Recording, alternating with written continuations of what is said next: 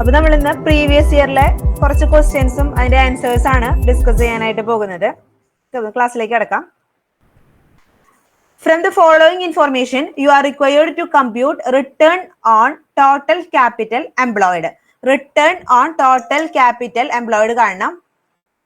Return on total capital employed. അതിന് വേണ്ടിയിട്ട് net profit 1 lakh തന്നിട്ടുണ്ട്, provision for tax rupees 1 lakh തന്നിട്ടുണ്ട്, income from investment rupees 10,000 തന്നിട്ടുണ്ട്, fixed asset 4,50,000, current asset 1,50,000, interest on debentures 10,000 and reserve rupees 1 lakh തന്നിട്ടുണ്ട്. നമുക്ക് return on capital employed കാണണം. Return on total capital employed. Okay, അപ്പൊ return on capital employed കാണാനായിട്ട് നമുക്കറിയാം formula എന്ന് പറയുന്നത് earnings before interest and tax divided by capital employed ആണ്.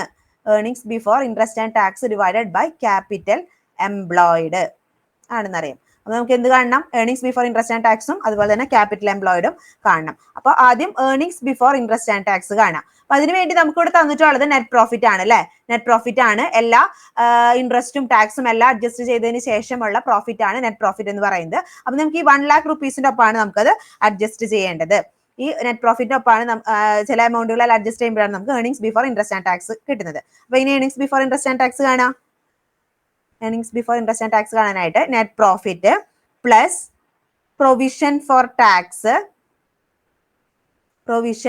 Tax plus interest on debentures ഉണ്ട് എന്നുണ്ടെങ്കിൽ അത് ആഡ് ചെയ്യണം, plus interest on debentures minus income from investment. Okay, മനസ്സിലായില്ലേ? അപ്പൊ എങ്ങനെയാണ് earnings before interest and tax ആണ് കാണേണ്ടത്. നമുക്കിപ്പോൾ ഓൾറെഡി തന്നിട്ടുള്ളത് നെറ്റ് പ്രോഫിറ്റ് ആണ്.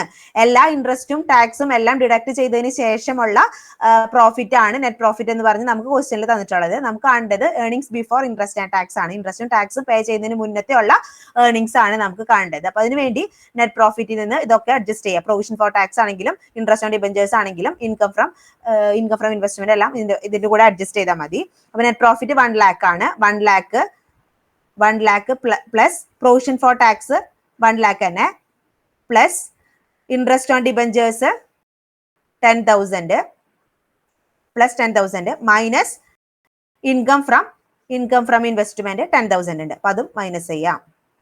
അപ്പൊ 1 lakh plus 1 lakh 2 lakh, 2 lakh plus 10,000, 2 lakh 10,000 minus 10,000. Okay, അപ്പൊ 2 lakh 10,000 മൈനസ് 10,000 ചെയ്യുമ്പോൾ 2 lakh ആണ് നമുക്ക് കിട്ടുന്ന earnings before interest and tax എന്ന് പറയുന്നത്. അപ്പൊ earnings before interest and tax കിട്ടി. നമുക്ക് കാണേണ്ടത് ക്യാപിറ്റൽ എംപ്ലോയിഡ് ആണ്. ക്യാപിറ്റൽ എംപ്ലോയിഡ് എങ്ങനെ കാണാം? ക്യാപിറ്റൽ എംപ്ലോയിഡ് കാണാനായിട്ട് നമുക്ക് fixed asset plus current asset minus current liabilities. Okay, അപ്പൊ ഫിക്സ്ഡ് അസറ്റ് എന്ന് പറഞ്ഞ് ഡയറക്റ്റ് തന്നിട്ടുണ്ട് 4,50,000 രൂപ തന്നിട്ടുണ്ട്. അതേ പ്ലസ് കറന്റ് അസറ്റും ഡയറക്റ്റ് ആയിട്ട് തന്നിട്ടുണ്ട് 1,50,000 മൈനസ് കറന്റ് ലയബിലിറ്റി. നമുക്ക് പ്രൊവിഷൻ ഫോർ ടാക്സ് മാത്രമേ ഉള്ളൂ ഇവിടെ കറന്റ് ലയബിലിറ്റി ആയിട്ട്. അപ്പൊ കറന്റ് ലയബിലിറ്റി എന്ന് പറയുന്നത് ഇവിടുത്തെ പ്രൊവിഷൻ ഫോർ ടാക്സ് ആണ്. അപ്പൊ 1 lakh rupees provision for tax എന്നുള്ള 1 lakh റുപ്പീസ് റെഡ്യൂസ് ചെയ്യുക. ഓക്കെ, അപ്പൊ നമുക്ക് എന്ത് കിട്ടും?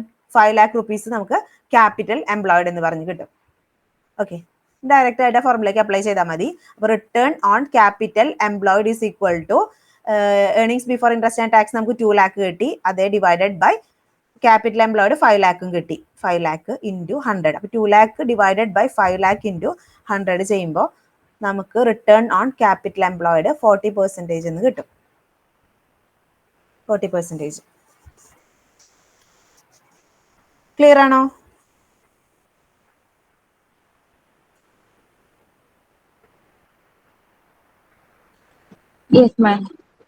ഓക്കെ, അപ്പൊ 40% കിട്ടി റിട്ടേൺ ഓൺ ക്യാപിറ്റൽ എംപ്ലോയിഡ്. ഇനി നമുക്ക് അടുത്ത ക്വസ്റ്റ്യൻ നോക്കാം. The practice of setting a price target by the firm and then developing a product that would allow the firm to maximize total profits at that price is called dash. അതായത് നമുക്കൊരു pricing strategy ആണ് ഇതിൽ നിന്ന് identify ചെയ്യേണ്ടത്. Question ഇതാണ്, ഒരു ഫേമിന്റെ ആദ്യം ഒരു ഫേം പ്രൈസ് ടാർഗറ്റ് സെറ്റ് ചെയ്യുകയും അതിനനുസരിച്ചിട്ട് ഒരു പ്രൊഡക്റ്റ് ഡെവലപ്പ് ചെയ്ത് പ്രോഫിറ്റിലേക്ക് എത്തിച്ചേരുക. ടോട്ടൽ പ്രോഫിറ്റ് മാക്സിമൈസ് ചെയ്യുക എന്നുള്ള ഒരു പ്രൈസിംഗ് സ്ട്രാറ്റജി താഴെ തന്നിരിക്കുന്നവയിൽ ഓപ്ഷൻസിൽ ഏതാണെന്ന് ഐഡന്റിഫൈ ചെയ്യണം. പ്രസ്റ്റീജ് പ്രൈസിംഗ് ഉണ്ട്, പ്രൈസ് ലൈനിങ് ഉണ്ട്, പ്രൈസ് മാച്ചിങ് ഉണ്ട്, വാല്യൂ പ്രൈസിംഗ് ഉണ്ട്. പ്രസ്റ്റീജ് ആണോ, പ്രൈസ് ലൈനിങ് ആണോ, പ്രൈസ് മാച്ചിങ് ആണോ, വാല്യൂ പ്രൈസിംഗ് ആണോ? അല്ല, പ്രസ്റ്റീജ് പ്രൈസിംഗ് അല്ല. പ്രസ്റ്റീജ് പ്രൈസിംഗ് എന്ന് പറയുന്നത് പ്രീമിയം പ്രൈസിംഗ് ആണ്. ആദ്യം തന്നെ പ്രൊഡക്റ്റ് പ്രീമിയം പ്രൈസിംഗ് എന്ന് പറയുന്നത് ആദ്യം തന്നെ പ്രൊഡക്റ്റ് ഹൈ പ്രൈസിൽ മാർക്കറ്റിലേക്ക് എത്തിച്ചിട്ട് ആൻസർ ഓപ്ഷൻ ബി ആയിട്ടുള്ള പ്രൈസ് ലൈനിങ് ആണ്. പ്രൈസ് ലൈനിങ് ആണ് ആൻസർ. പ്രൈസ് ലൈനിങ് എന്ന് പറഞ്ഞാൽ നമ്മുടെ ഒരു പ്രൊഡക്റ്റ് മാർക്കറ്റിലേക്ക് എത്തിക്കുമ്പോൾ ആ പ്രൊഡക്റ്റിന്റെ സിമിലർ എന്തെങ്കിലും ആ പ്രൊഡക്റ്റിൽ എന്തെങ്കിലും ചെറിയ രീതിയിലുള്ള മാറ്റങ്ങൾ വരുത്തിയിട്ട് ഫീച്ചേഴ്സിലോ മറ്റു ആട്രിബ്യൂട്ട്സിലോ എന്തെങ്കിലും തരത്തിലുള്ള ചെറിയ ചെറിയ മാറ്റങ്ങൾ വരുത്തിയിട്ട് ചില വിലയിൽ ചില വ്യത്യാസങ്ങളിൽ പ്രൊഡക്റ്റ് മാർക്കറ്റിലേക്ക് എത്തിക്കുന്ന ഒരു പ്രൈസിംഗ് സ്ട്രാറ്റജിയാണ് പ്രൈസ് ലൈനിങ് എന്ന് പറയുന്നത്. Price lining is a marketing strategy that involves releasing multiple versions of the same product or service at different price points simultaneously. അപ്പോൾ നമ്മൾ പ്രൊഡക്റ്റ് പുതിയതായിട്ട് മാർക്കറ്റിലേക്ക് എത്തിക്കുമ്പോൾ ആ പ്രൊഡക്റ്റ് മാത്രമല്ല ആ പ്രൊഡക്റ്റ് പോലെ തന്നെ പല പ്രൊഡക്ട്സുകളും ചെറിയ ചെറിയ മാറ്റങ്ങൾ വരുത്തിയിട്ട് ആ പ്രൊഡക്റ്റിന് സിമിലർ ആയിട്ടുള്ള പല പ്രൊഡക്ട്സുകളും മാർക്കറ്റിൽ ഉണ്ടായിരിക്കും. ഓക്കെ, ചെറിയ രീതിയിലുള്ള പ്രൈസിൽ വ്യത്യാസങ്ങൾ നമുക്ക് അതിൽ കാണാനായിട്ട് സാധിക്കും. അപ്പൊ അതിങ്ങനെയുള്ള പ്രൈസിംഗ് സ്ട്രാറ്റജിയാണ് പ്രൈസ് ലൈനിങ് എന്ന് പറയുന്നത് കേട്ടോ. അപ്പൊ അതാണ് നമ്മുടെ ഇവിടുത്തെ ആൻസർ എന്ന് പറയുന്നത്. ഓക്കെ, പിന്നെ ഇതിൽ പ്രൈസ് മാച്ചിങ്ങും ഉണ്ട്, വാല്യൂ പ്രൈസിംഗും ഉണ്ട്. ഇതിൽ പ്രൈസ് മാച്ചിങ് എന്ന് പറയുന്നത് റീറ്റെയിലേഴ്സ് ഉപയോഗിക്കുന്ന ഒരു പ്രൈസിംഗ് സ്ട്രാറ്റജിയാണ് പ്രൈസ് മാച്ചിങ് എന്ന് പറയുന്നത്.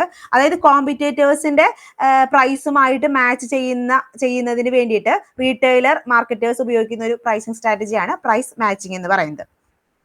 ഇവിടെ ഇനി വാല്യൂ പ്രൈസിംഗ് നോക്കുകയാണെന്നുണ്ടെങ്കിൽ വാല്യൂ പ്രൈസിംഗ് എന്ന് പറയുന്നത് ആ പ്രൊഡക്റ്റിന്റെ കോസ്റ്റോ അല്ലെങ്കിൽ ആ പ്രൊഡക്റ്റ് പ്രൊഡ്യൂസ് ചെയ്യാനായിട്ട് വന്നിട്ടുള്ള ഹിസ്റ്റോറിക്കൽ കോസ്റ്റ് എത്രയാണെന്നോ കൺസിഡർ ചെയ്യാതെ ആ പ്രൊഡക്റ്റിന്റെ വാല്യൂവിനെ മാത്രം കൺസിഡർ ചെയ്തിട്ട് ഫോക്കസ് ചെയ്തിട്ട് പ്രൊഡക്റ്റിന്റെ വാല്യൂവിനെ മാത്രം കൺസിഡർ ചെയ്തിട്ട് പ്രൈസ് ഫിക്സ് ചെയ്യുന്ന ഒരു ടൈപ്പ് ഓഫ് പ്രൈസിംഗ് സ്ട്രാറ്റജിയാണ് വാല്യൂ പ്രൈസിംഗ് എന്ന് പറയുന്നത് കേട്ടോ. റിസഷന്റെ പീരീഡിലോ അല്ലെങ്കിൽ കോമ്പറ്റീഷൻ ഇൻക്രീസ് ചെയ്യുമ്പോഴൊക്കെയാണ് ഈ വാല്യൂ പ്രൈസിംഗ് എന്നുള്ള സ്ട്രാറ്റജീസ് ഉപയോഗിക്കുന്നത്. ഓക്കെ, അപ്പൊ നമ്മുടെ അടുത്ത ആൻസർ പ്രൈസ് ലൈനിങ് ആണ്. ക്ലിയർ ആയെന്ന് വിചാരിക്കുന്നു. അടുത്തത്, empirical studies indicate that long run average cost curve is dash. ഏത് ഷേപ്പിലായിരിക്കും ലോങ് റൺ ആവറേജ് കോസ്റ്റ്? അല്ല, യു ഷേപ്പ് അല്ല, എൽ ഷേപ്ഡ് ആയിരിക്കും. അപ്പൊ കൺസർവേറ്റീവ് ആയിട്ട് ട്രഡീഷണൽ ആയിട്ട് നടന്നിട്ടുള്ള സ്റ്റഡീസ് പറയുന്നത് long run average cost U shaped ആയിരിക്കും എന്നാണ്. എന്നാൽ എംപിരിക്കൽ സ്റ്റഡീസ് പറയുന്നത്, അതായത് ഒരുപാട് മാസീവ് പ്രൊഡക്ഷൻ ഒക്കെ വരുന്ന സമയത്ത് ഒരു ഫേമിന്റെ ലോങ് റണ്ണിൽ അവരുടെ average cost curve L shaped ആയിരിക്കും എന്നാണ് എംപിരിക്കൽ സ്റ്റഡീസ് പറയുന്നത് കേട്ടോ. യു ഷേപ്ഡ് അല്ല, തെറ്റിപ്പോയരുത്, എൽ ഷേപ്ഡ് ആണ്.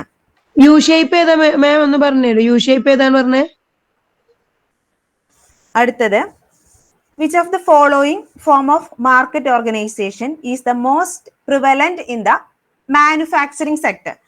മാനുഫാക്ചറിംഗ് സെക്ടറിൽ റെലവെന്റ് ആയിട്ടുള്ള മാർക്കറ്റ് ഫോം ഏതാണെന്നാണ്, മാർക്കറ്റ് ഫോം ഓഫ് ഓർഗനൈസേഷൻ ഏതാണെന്നാണ് ക്വസ്റ്റ്യൻ.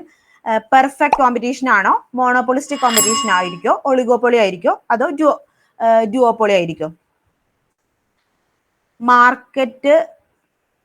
മാനുഫാക്ചറിംഗ് സെക്ടറിലെ form of organisation, market organisation പറയാം.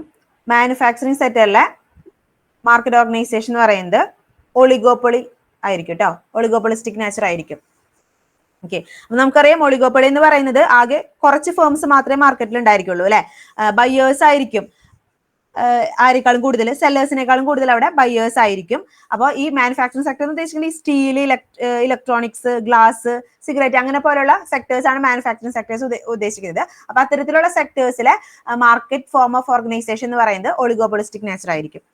ഓക്കെ, ബാക്കിയുള്ള ഫോംസ് ഓഫ് ഓർഗനൈസേഷൻ ഓൾറെഡി നമുക്ക് അറിയാവുന്നതാണ് അല്ലെ. പെർഫെക്റ്റ് കോമ്പറ്റീഷൻ എന്ന് പറയുന്നത് അവിടെ ലാർജ് നമ്പർ ഓഫ് ബയേഴ്സും സെല്ലേഴ്സും ഉണ്ടായിരിക്കും, എല്ലാവരും പ്രൈസ് ടേക്കേഴ്സ് ആയിരിക്കും. വളരെയധികം കോമ്പറ്റീഷൻ ഉള്ള ഒരു ഫോം ഓഫ് മാർക്കറ്റ് ഓർഗനൈസേഷൻ ആണ് പെർഫെക്റ്റ് കോമ്പറ്റീഷൻ എന്ന് പറയുന്നത്. ഒരുപാട് ലാർജ് നമ്പർ ഓഫ് സെല്ലേഴ്സും ബയേഴ്സും നമുക്ക് അവിടെ കാണാനായിട്ട് സാധിക്കും. ഇനി മോണോപോളിസ്റ്റിക് കോമ്പറ്റീഷൻ നോക്കുകയാണെന്നുണ്ടെങ്കിൽ പെർഫെക്റ്റിനെ പോലെ തന്നെ ലാർജ് നമ്പർ ഓഫ് ബയേഴ്സും സെല്ലേഴ്സും ഉണ്ട് എന്നുണ്ടെങ്കിലും അവിടെ ഒരു ഹോമോജീനിയസ് പ്രൊഡക്ട്സുകളല്ല സെൽ ചെയ്യുന്നത്. പെർഫെക്റ്റ് കോമ്പറ്റീഷനെ പോലെ ഒരു ഹോമോജീനിയസ് പ്രൊഡക്ട്സുകളല്ല ഏതിൽ സെൽ ചെയ്യുന്നത്? മോണോപോളിസ്റ്റിക് മാർക്കറ്റിൽ സെൽ ചെയ്യുന്നത്. സിമിലർ ആണ് എന്നുണ്ടെങ്കിലും പ്രൊഡക്ട്സുകളിൽ സ്ലൈറ്റ് ഡിഫറൻസ് ഒക്കെ നമുക്ക് അവിടെ കാണാനായിട്ട് മോണോപോളിസ്റ്റിക് കോമ്പറ്റീഷനിൽ കാണാനായിട്ട് സാധിക്കുന്നുണ്ട്. പിന്നെ ഒളിഗോപ്പൊളി നമ്മൾ പറഞ്ഞു, ഒളിഗോപ്പൊളി എന്ന് പറഞ്ഞ ഫ്യൂ സെല്ലേഴ്സ് മാത്രമാണ്, ഫ്യൂ ഫേംസ് മാത്രമാണ് മാർക്കറ്റിൽ ഉണ്ടായിരിക്കുള്ളൂ. ബയേഴ്സ് ആയിരിക്കും സെല്ലേഴ്സിനേക്കാളും കൂടുതലായിട്ട് ഉണ്ടായിരിക്കാം എന്ന് പറഞ്ഞു. പിന്നെ ഡ്യുവോപ്പൊളി നോക്കുകയാണെന്നുണ്ടെങ്കിൽ it's a type of oligopolistic competition ആണ്. മെയിൻലി 2 കമ്പനീസ് നമുക്ക് അവിടെ ഡോമിനേറ്റ് ചെയ്ത് നിൽക്കുന്നത്, മാർക്കറ്റിൽ ഡോമിനേറ്റ് ചെയ്ത് നിൽക്കുന്നത് കാണാനായിട്ട് സാധിക്കും. ഇപ്പൊ നമ്മുടെ എക്സാമ്പിൾ ഒക്കെ നോക്കുകയാണെങ്കിൽ കൊക്കോകോള, പെപ്സി പോലെയുള്ള കമ്പനീസ് ഒക്കെ എക്സാമ്പിൾസ് ഓഫ് ഡ്യുവോപ്പൊളിയാണ് കേട്ടോ. ക്ലിയർ ആയെന്ന് വിചാരിക്കുന്നു. അപ്പോൾ നമ്മൾ പറഞ്ഞത് മാനുഫാക്ചറിംഗ് സെക്ടറിന്റെ ഫോം ഓഫ് ബിസിനസ് ഓർഗനൈസേഷൻ ഏതാ? ഒളിഗോപ്പൊളിയാണ് കേട്ടോ. അടുത്ത question, from the following which is a uncommon feature of private equity and venture capital. Private equity അതുപോലെ തന്നെ വെഞ്ചർ ക്യാപിറ്റലിന്റെ ഫീച്ചേഴ്സ് ആണ് കുറച്ച് തന്നിട്ടുള്ളത്. അതിൽ അൺകോമൺ ആയിട്ടുള്ളത് private equity and venture capital ആയിട്ട് ബന്ധപ്പെട്ട് പറയാനായിട്ട് സാധിക്കാത്ത ഫീച്ചർ ഏതാന്ന് തന്നിരിക്കുന്ന ഓപ്ഷൻസ് നിന്ന് ഐഡന്റിഫൈ ചെയ്യണം. ഓപ്ഷൻസ് ഇതാണ്: both invest in companies that are not able to or ready to gain capital from the public. Both invest in companies that are not able to or ready to gain capital from the public. പബ്ലിക്കിന്റെ കയ്യിൽ നിന്ന് capital gain ചെയ്യാത്ത കമ്പനികൾക്കൊക്കെയാണ് ഏതൊക്കെ ഉപയോഗിക്കാനായിട്ട് പറ്റുന്ന private ഇക്വിറ്റിയും venture ക്യാപിറ്റലും ഉപയോഗിക്കാനായിട്ട് സാധിക്കുന്നത് എന്നാണ് പറയുന്നത്. അടുത്ത option, their investment is used for financial or operating restructuring of the investor companies. അപ്പോൾ ഈ പ്രൈവറ്റ് ഇക്വിറ്റി അതുപോലെ തന്നെ വെഞ്ചർ ക്യാപിറ്റൽ ഇൻവെസ്റ്റ്മെന്റ്സുകൾ എന്തിനു വേണ്ടി ഉപയോഗിക്കാനായിട്ട് പറ്റുമെന്ന് പറയുന്നത് ഫിനാൻഷ്യൽ ഓർ ഓപ്പറേറ്റിംഗ് റീസ്ട്രക്ചറിന് വേണ്ടി വേണമെങ്കിൽ ഫർദർ ആയിട്ട് യൂസ് ചെയ്യാനായിട്ട് സാധിക്കും എന്ന് പറയുന്നുണ്ട്. അടുത്തത്, they are setup and independent pools of capital contributed by institutions or the high net worth individuals. അപ്പോൾ ഹൈ നെറ്റ് വർത്ത് ഇൻഡിവിജ്വൽസും അതുപോലെ തന്നെ മറ്റ് ഇൻസ്റ്റിറ്റ്യൂഷൻസും ഇൻഡിപെൻഡന്റ് ആയിട്ട് വേണമെങ്കിൽ പ്രൈവറ്റ് ഇക്വിറ്റി അല്ലെങ്കിൽ വെഞ്ചർ ക്യാപിറ്റൽ എന്ന് പറഞ്ഞ് കമ്പനികളിലേക്ക് ഇൻവെസ്റ്റ് ചെയ്യാനായിട്ട് സാധിക്കും. Then their activities are subject to few regulations. Private equity ആണെങ്കിലും വെഞ്ചർ ക്യാപിറ്റൽ ആണെങ്കിലും റെഗുലേഷൻസ് വളരെയധികം കുറവായിരിക്കും എന്നാണ് പറയുന്നത്. ഓക്കെ, ഇത് ഏതായിരിക്കും പ്രൈവറ്റ് ഇക്വിറ്റി അതുപോലെ തന്നെ വെഞ്ചർ ക്യാപിറ്റൽ ആയിട്ട് അൺകോമൺ ആയിട്ടുള്ള ഫീച്ചർ ഏതായിരിക്കും ഇതില്? പറയാം, ഓപ്ഷൻ ബി ആണ് കേട്ടോ ആൻസർ. ഫിനാൻഷ്യൽ ഓർ ഓപ്പറേറ്റിംഗ് റീസ്ട്രക്ചറിന് നമ്മൾ സാധാരണ ഏത് ഉപയോഗിക്കാറില്ല? Private equity or venture capital ഉപയോഗിക്കാറില്ല. ഈ സാധാരണ private equity and venture capital എന്ന് പറയുന്നത് ഇൻവെസ്റ്റ് ചെയ്യുന്നത്, ആ ക്യാപിറ്റലുകൾ നമ്മൾ ഇൻവെസ്റ്റ് ചെയ്യുന്നത് പുതിയതായിട്ട് സ്റ്റാർട്ട് ചെയ്യുന്ന കമ്പനികൾക്ക്, യങ് ആൻഡ് ഹൈ ഗ്രോത്ത് സ്റ്റാർട്ടപ്പുകൾക്കും പൊട്ടൻഷ്യൽ സ്റ്റാർട്ടപ്പുകളിലാണ് നമ്മൾ ഏത് പ്രൈവറ്റ് ഇക്വിറ്റിയും അതുപോലെ തന്നെ വെഞ്ചർ ക്യാപിറ്റലും ഇൻവെസ്റ്റ് ചെയ്യാറുള്ളത്. പ്രൈവറ്റ് ഇക്വിറ്റി വേണമെങ്കിൽ നമുക്ക് ഫിനാൻഷ്യൽ ഓർ ഓപ്പറേറ്റിംഗ് റീസ്ട്രക്ചറിന് വേണ്ടി ഉപയോഗിക്കാനായിട്ട് സാധിക്കുമെന്നുണ്ടെങ്കിലും ഒരിക്കലും വെഞ്ചർ ക്യാപിറ്റൽ നമുക്ക് അതിന് വേണ്ടി ഉപയോഗിക്കാനായിട്ട് സാധിക്കില്ല കേട്ടോ. ഓപ്ഷൻ ബി ആണ് അങ്ങനെ നോക്കുമ്പോൾ കറക്റ്റ് ആൻസർ ആയിട്ട് വരുന്നത്. അടുത്തത്, the optimal capital budget of a firm is reflected by intersection point of. അപ്പൊ എന്താണ് ഒപ്റ്റിമൽ ക്യാപിറ്റൽ ബഡ്ജറ്റ് എന്ന് പറയുന്നത്? Optimal capital budget line of a firm എന്താണ്? Security market line and capital market line. It's intersection point of security market line and capital market line ആണോ? അല്ലെങ്കിൽ intersection point of weighted average cost of capital കർവും marginal cost of capital curve ആണോ? അല്ലെങ്കിൽ investment opportunity കർവും marginal cost of capital curve ആണോ? അതല്ല എന്നുണ്ടെങ്കിൽ weighted average cost of capital കർവും investment opportunity കർവുമാണോ എന്നാണ് question. Optimal capital budget line of the firm എന്ന് പറയുന്നത് it will be the intersection point of investment opportunity curve and marginal cost of capital curve കേട്ടോ. Option C ആണ് answer. അടുത്തത്, experimental treatment in research design signifies which of the following. Experimental treatment in research ഡിസൈനിലെ experimental treatment എന്ന് പറയുന്നത് താഴെ തന്നിരിക്കുന്നവയിൽ ഏതാണെന്ന് identify ചെയ്യണം. ഓക്കെ, റിസർച്ച് ഡിസൈനിലെ എക്സ്പെരിമെന്റൽ ട്രീറ്റ്മെന്റ് ഏതാണ്? Selection of dependent variable. Option B, manipulating independent variable. Option C, selection of independent variable. Option D, manipulating dependent variable. Research ഡിസൈനിലെ എക്സ്പെരിമെന്റൽ ട്രീറ്റ്മെന്റ് എന്താണ്? നമുക്കറിയാം റിസർച്ച് ഡിസൈൻ എന്ന് പറയുന്നത് എന്താണ്? ഒരു റിസർച്ച് കണ്ടക്ട് ചെയ്യാനുള്ള ഒരു പ്ലാൻ ആണ് റിസർച്ച് ഡിസൈൻ എന്ന് പറയുന്നത് അല്ലെ. അപ്പൊ അതിൽ എക്സ്പെരിമെന്റൽ ട്രീറ്റ്മെന്റ് എന്ന് പറയുന്നത് ആ എക്സ്പെരിമെന്റില് റിസർച്ചർക്ക് എക്സ്പെരിമെന്റിലെ കണ്ടീഷൻസിൽ എന്തെങ്കിലും ഓൾട്ടറേഷൻസ് വരുത്തണമെന്നുണ്ടെങ്കിൽ ആ ഇന്റർവെൻഷനെയാണ് എക്സ്പെരിമെന്റൽ ട്രീറ്റ്മെന്റ് എന്ന് പറയുന്നത്. ഓക്കെ, അപ്പൊ അതിന് വേണ്ടിയിട്ട് ആ ഓൾട്ടറേഷൻസ് കണ്ടീഷൻസ് ഓഫ് ദ എക്സ്പെരിമെന്റിൽ എന്തെങ്കിലും ഓൾട്ടറേഷൻസ് വരുത്തുന്നതിന് വേണ്ടിയിട്ട് അയാൾക്ക് എന്ത് ചെയ്യാനായിട്ട് സാധിക്കും? ഇൻഡിപെൻഡന്റ് വേരിയബിളിനെ മാനിപ്പുലേറ്റ് ചെയ്യാനായിട്ട്, ഇൻഡിപെൻഡന്റ് വേരിയബിൾസിൽ ചേഞ്ചസ് ഒക്കെ വരുത്തി ഡിപെൻഡന്റ് വേരിയബിളിൽ എന്തൊക്കെ മാറ്റങ്ങളാണ് വരുന്നത് എന്ന് ഒബ്സർവ് ചെയ്യുന്ന ഒരു മെത്തേഡാണ് എക്സ്പെരിമെന്റൽ ട്രീറ്റ്മെന്റ് എന്ന് പറയുന്നത് കേട്ടോ. അപ്പൊ റിസർച്ച് ഡിസൈനിലെ എക്സ്പെരിമെന്റൽ ട്രീറ്റ്മെന്റ് എന്ന് പറയുന്നത് ഇതാണ്, manipulating independent variable. Manipulating independent variable, independent വേരിയബിളിൽ ചേഞ്ചസ് വരുത്തിയിട്ട് ഡിപെൻഡന്റ് വേരിയബിളിനെ അതെങ്ങനെ എഫക്ട് ചെയ്യുന്നു എന്ന് നോക്കുന്ന ഒരു ട്രീറ്റ്മെന്റ് ആണ് എക്സ്പെരിമെന്റൽ ട്രീറ്റ്മെന്റ് എന്ന് പറയുന്നത്.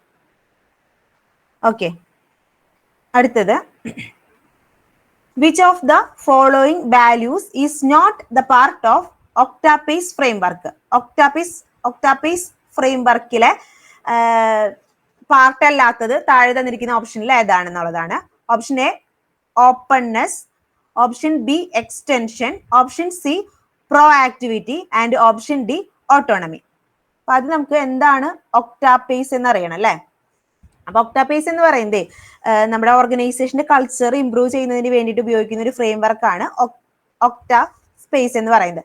അപ്പൊ അബ്രീവിയേഷൻ ആണ് ഈ ഒക്ടാപേസ് എന്നുള്ളത് കേട്ടോ. അപ്പൊ അതിന്റെ ഒ ഇൻഡിക്കേറ്റ് ചെയ്യുന്നത് ഓപ്പൺനെസ് ആണ്, ഒ ഇൻഡിക്കേറ്റ് ഓപ്പൺനെസ്, സി എന്ന് പറയുന്നത് confrontation, T indicate trust, A indicate authenticity, അതുപോലെ തന്നെ P indicate pro action, A indicate autonomy, C indicate collaboration and E indicate experimentation. അപ്പോ നമ്മളിപ്പോ പറഞ്ഞ ഇതില് പെടാത്തത് ഓപ്ഷൻസിൽ ഏതാണെന്നായിരിക്കും നമ്മുടെ ആൻസർ ആയിട്ട് വരുന്നത്. ഓപ്പൺനെസ് ആണോ, എക്സ്റ്റൻഷൻ ആണോ, പ്രോ ആക്ടിവിറ്റി ആണോ, ഓട്ടോണമി ആണോ? പ്രോ ആക്ടിവിറ്റി അല്ലെങ്കിൽ പ്രോ ആക്ഷൻ എന്ന് പറയുന്നത്. ഒന്നുകൂടി പറയാം, ഒക്ടാപേസ് എന്ന് പറയുന്നത് ഓർഗനൈസേഷന്റെ കൾച്ചർ ഇംപ്രൂവ് ചെയ്യുന്നതിന് വേണ്ടിയിട്ടും ഇവാലുവേറ്റ് ചെയ്യുന്നതിന് വേണ്ടിയിട്ടുള്ള ബി ആണ് ആൻസർ, എക്സ്റ്റൻഷൻ ആണ് കേട്ടോ. അപ്പൊ ഓർഗനൈസേഷൻ കൾച്ചർ ഇംപ്രൂവ് ചെയ്യാനുള്ള ഫ്രെയിംവർക്ക് ആണ് ഒക്ടാപേസ് എന്ന് പറയുന്നത്. അപ്പൊ O indicate openness, C indicate confrontation, T indicate trust, A indicate authenticity, P indicate pro activity, A indicate autonomy, C indicate collaboration and E indicate experimentation. Okay, അപ്പൊ നമ്മുടെ ഇവിടുത്തെ answer B ആണ്, extension ആണ് answer. അടുത്തത് which of the following is the hiring related turnover cost when an employee quits the organization? ഒരു organisation വിട്ട് employee പോകുമ്പോൾ താഴെ തന്നിരിക്കുന്നവയിൽ ഏതാണ് hiring related turn over cost? ഒരു ഓർഗനൈസേഷൻ എംപ്ലോയി പിരിഞ്ഞു പോകുമ്പോൾ അല്ലെങ്കിൽ എംപ്ലോയി ആ ജോലി ഉപേക്ഷിച്ച് പോകുമ്പോൾ താഴെ തന്നിരിക്കുന്നവയിൽ ഏതാണ് hiring related turn over cost? അതെ, ട്രെയിനിങ് ആണ് ആൻസർ അല്ലെ. അപ്പൊ നമുക്കറിയാം ടേൺ ഓവർ കോസ്റ്റ് എന്ന് പറയുന്നത് ഓർഗനൈസേഷൻ എംപ്ലോയി വിട്ട് പോകുമ്പോൾ അവരെ റീപ്ലേസ് ചെയ്യുന്നതിന് വേണ്ടിയിട്ടുള്ള എക്സ്പെൻസ് ആണ് ടേൺ ഓവർ കോസ്റ്റ് എന്ന് പറയുന്നത് അല്ലെ. അപ്പൊ ടോട്ടൽ എംപ്ലോയി ടേൺ ഓവർ കോസ്റ്റിന് നമുക്ക് മെയിൻലി 5 ആയിട്ട് ഡിവൈഡ് ചെയ്യാനായിട്ട് സാധിക്കും. ഏതൊക്കെയാണെന്നറിയോ? ഇത്തരത്തില് ടേൺ ഓവർ കോസ്റ്റുകളെ നമുക്ക് 5 ആയിട്ട് ഡിവൈഡ് ചെയ്യാം. ബെഞ്ച് മാർക്ക് എംപ്ലോയി കോസ്റ്റ് ഉണ്ട്, വാക്കന്റ് പൊസിഷൻ കവറേജ് കോസ്റ്റ് ഉണ്ട്, cost to fill vacant position ഉണ്ട്, fourth one onboarding orientation and training cost ഉണ്ട്, and last one productivity ramp up cost ഉണ്ട് കേട്ടോ. ഇതാണ് 5 തരത്തിലുള്ള എംപ്ലോയി ടേൺ ഓവർ കോസ്റ്റ് എന്ന് പറയുന്നത്. അടുത്ത question, which committee had recommended A comprehensive framework of reform in insurance sector? അപ്പൊ insurance സെക്ടറിൽ റീഫോം വേണമെന്ന് പറഞ്ഞിട്ട് റെക്കമെൻഡേഷൻ കൊണ്ടുവന്നിട്ടുള്ള കമ്മിറ്റി ഏതാണ്? ഘോഷ് ആണോ, ഘോഷ് കമ്മിറ്റി ആണോ, സൊദാനി കമ്മിറ്റി ആണോ, മൽഹോത്ര കമ്മിറ്റി ആണോ, കാലിയ കമ്മിറ്റി ആണോ? ഇൻഷുറൻസ് സെക്ടറിലെ റിഫോമുമായിട്ട് ബന്ധപ്പെട്ട committee option C Malhotra committee ആണ് കേട്ടോ. ഓക്കെ, അപ്പൊ മൽഹോത്ര കമ്മിറ്റി ആണ് ഇൻഷുറൻസ് സെക്ടർ റീഫോമുമായിട്ട് ബന്ധപ്പെട്ട് റെക്കമെൻഡേഷൻസ് വെച്ചിട്ടുള്ള കമ്മിറ്റി, മൽഹോത്ര കമ്മിറ്റി. അടുത്ത question, mutual funds in India are regulated by ഇന്ത്യയിലെ മ്യൂച്വൽ ഫണ്ട്സ് ആരാണ് റെഗുലേറ്റ് ചെയ്യുന്നത്? Option A Unit Trust of India, option B Department for Promotion of Industries and Internal Trade, option C Securities and Exchange Board of India SEBI, option D department of financial service. SEBI. No doubt SEBI. SEBI ആണ് answer C.